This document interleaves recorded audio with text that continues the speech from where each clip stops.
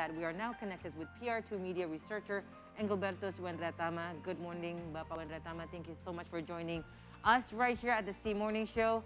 Kai and myself are not only interested, we are deeply rooted to know more of findings, what is going on, especially for women or female journalists in this industry.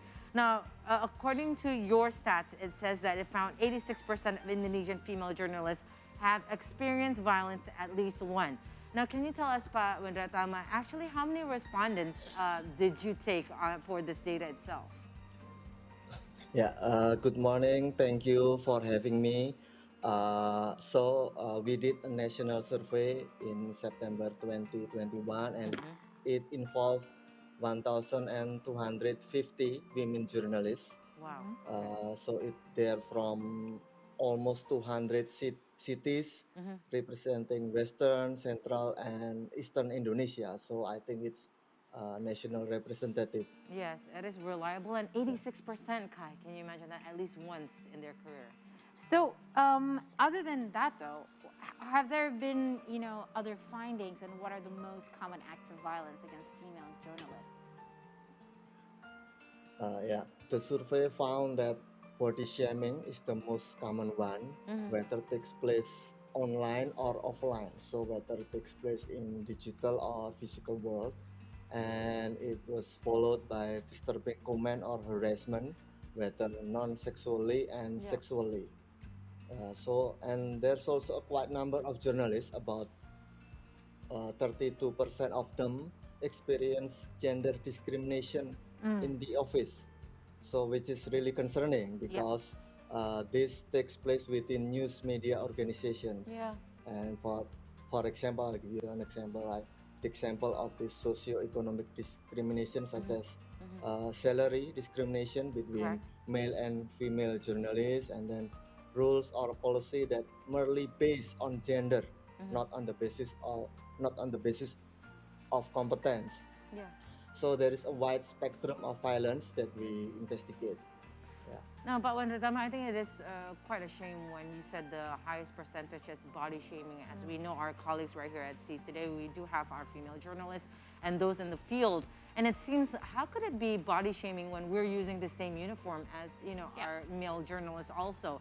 How could that come upon, especially for the body shaming, Pa Wendratama, regarding to your data and survey? And after the survey, we did interviews with 30 of them, and then after that, we also did focus group discussion with journalists and relevant stakeholders.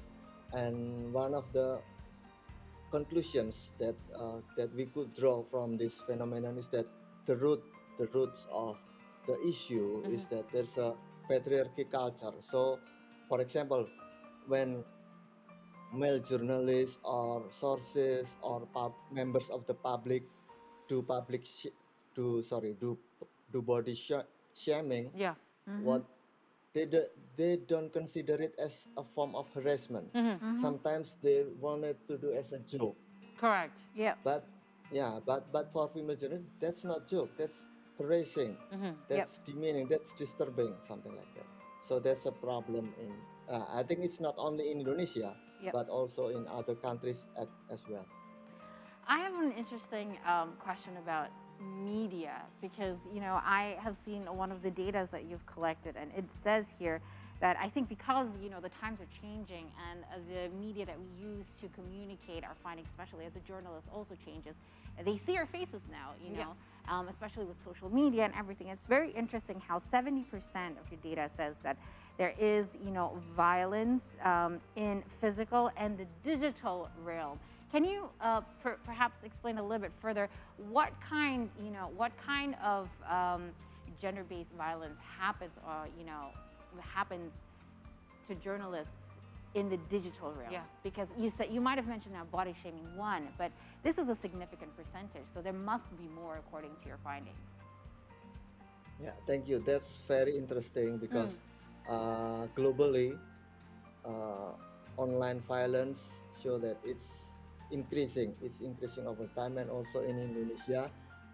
For example, a global number by UNESCO, it said that the percentage of digital digital violence is much more than violence takes place in physical world. But in Indonesia, it's slightly more than physical world. And but it shows improving. It increase over time, and that's I'll give you for an example that we used to think that the issue of violence only happened to journalists that cover like political issues, political news, and like environmental issues, like hardcore issues, something Yes. like that.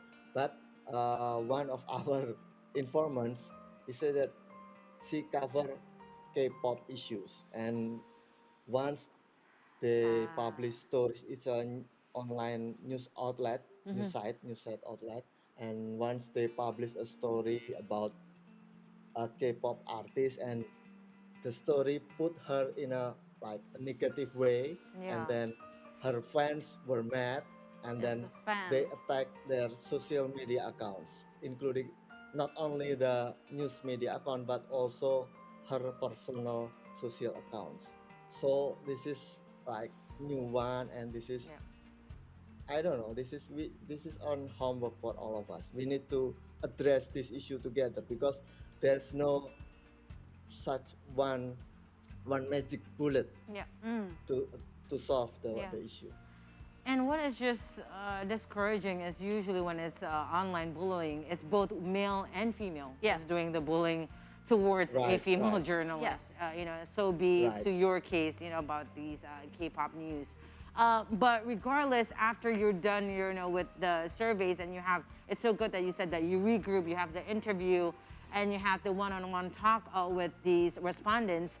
What do they do? Let's say if they, they've been harassed, or they did something that discriminate them as a female journalist. What do these respondents do, or these journalists do, Pak Wendratama? Do they go forward to, let's say, report these kind of action, or they just keep it to themselves? Yeah, most of them they just ignore it. They keep it to themselves because they think that it's useless to report to police or to report to news organization or to report to journalist organization. So most of them they just ignore it and they just let it go. They just Yeah. it's a waste of time for them. For them, it's a waste of time. What should be But, done, though, Pak? Okay, let me finish with other responses.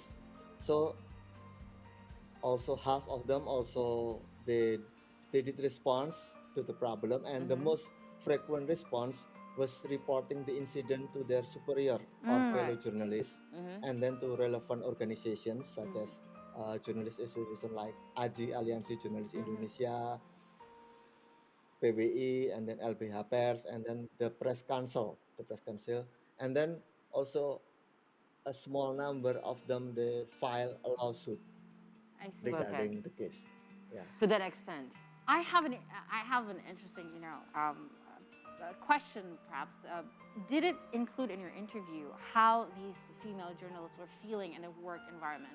Because here in See Today, I feel like it's a very, I don't know. We feel like it's very important to feel supported in your work environment.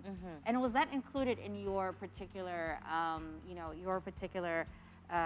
survey? Because I feel like as female in particular, you need to feel comfortable because of these issues that are happening. And is there a support system? When they ask their superiors, is there a supportive environment? The majority of the survey, the survey respondents, what kind of response have you gotten in regards to that? That's very true. Supporting system is very fundamental. It is the most, I think it's the most influencing factor in how women journalists respond to the violence that happened to them. So that's supporting system, and it consists of number one, the supporting system from their news media company. That's the most fundamental, because many respondents say that it depends on the news media organization. They easily say that, oh, you're from big media organization, they can support you with money or non-financial support, etc., psychological support, psychological assistance, legal assistance even, when you come from a foreign news organization, they provide you with legal assistance and psychological assistance. But if you come from relatively small news organization, they don't provide you such things. They only, I don't, sometimes they just, okay, deal it with yourself, or you, if a source harass you, they suggest you to just avoid Mm. him, or yeah, you can switch with your fellow journalist. So your friend will interview him and you Yeah. interview her sources, something like that. And So that's the reality, and that's most of the cases just like that. So most of the cases, news organization could not provide law assistance, legal assistance, psychological assistance, even financial support. They could not afford that because of the business. yeah.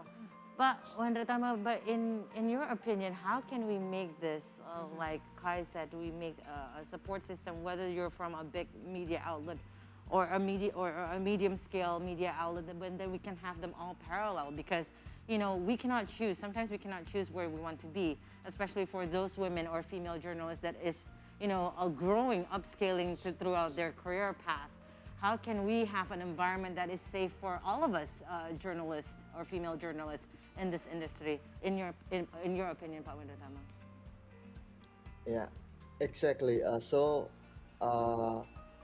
in the survey, we also asked them for recommendation to mitigate the issue, and their most common recommendation are training or workshop to prevent or and overcome the violence, and then a module guide to mitigate the issue, legal assistance, psychological assistance, just like I said. But from our point of view, we see that there's an urgency for the press council, for the Dewan Pers, Yeah. along with relevant stakeholders to formulate a standard operating procedure, so SOP, for news outlets when their women journalists experience violence.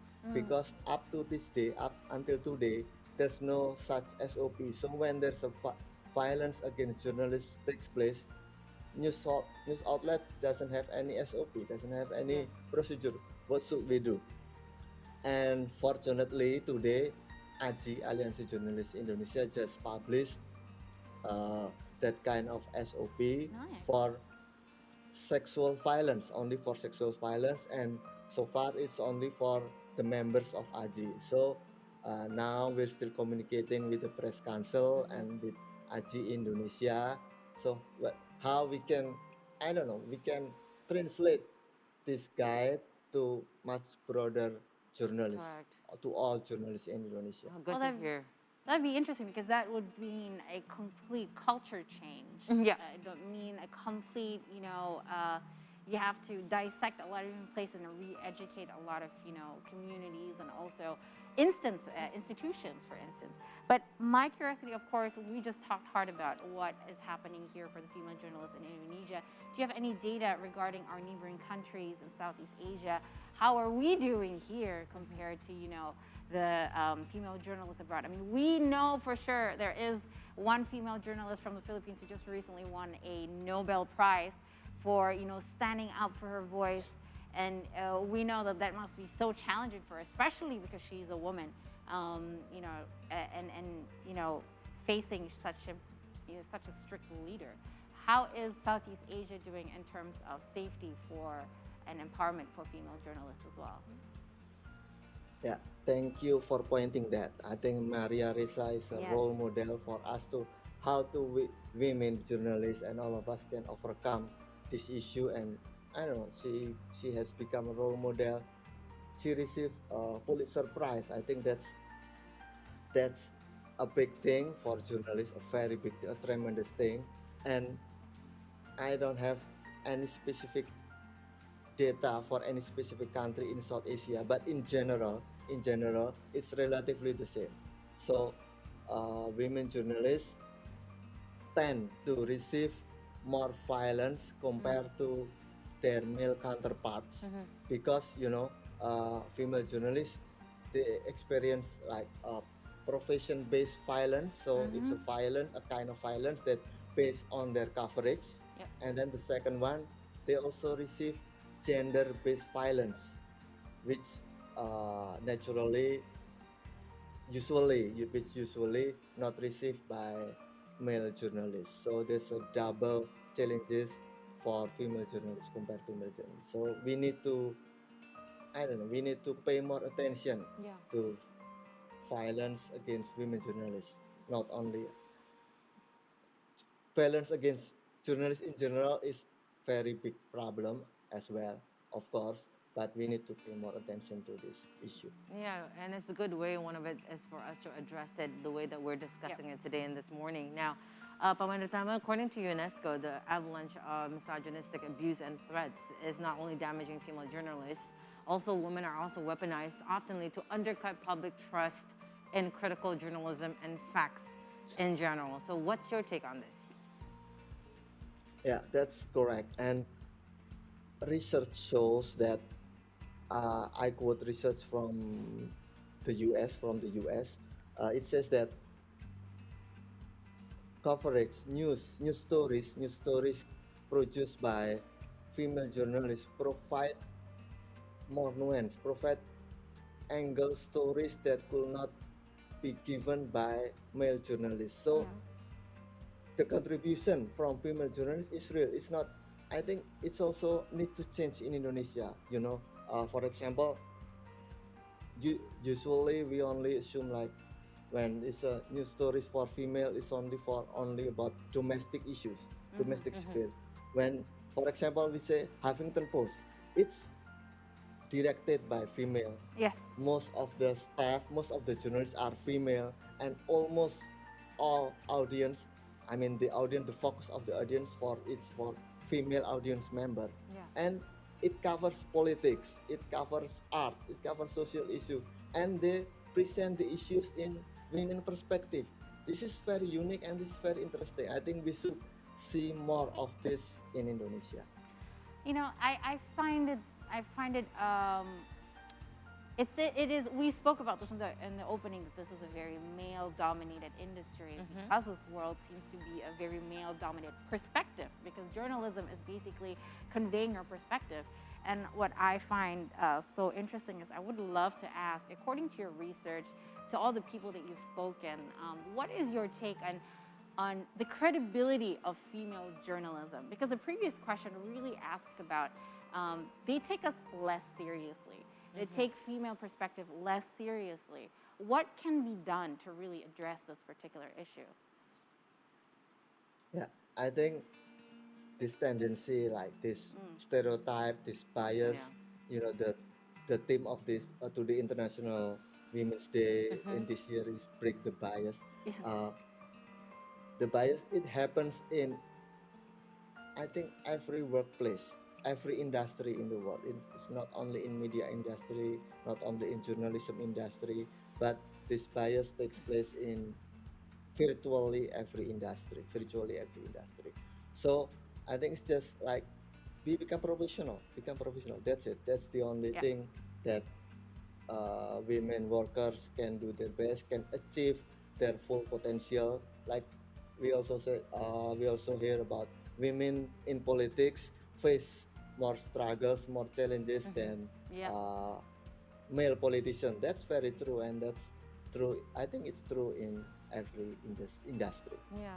And with that said, Engelbertus Wendratama, from the deepest of our heart, we kindly thank you very much for spotting this on this, this situation to the light right now, especially for female journalists right here in Indonesia. Thank you to your team, PR2 Media Researcher, and to you, Pak Wendratama, because again, you become the voice of the voiceless. And again, as you said, Kai, we are still living in a male-dominated era as of right now. And then having you, Pak Wendratama, speaking about this issue is really enlightening for us. And we know that you and your team are supporting our backs. Thank you for being champion to us women. Yes. Thank you very much, Pak. And keep striving for us, female journalists, always.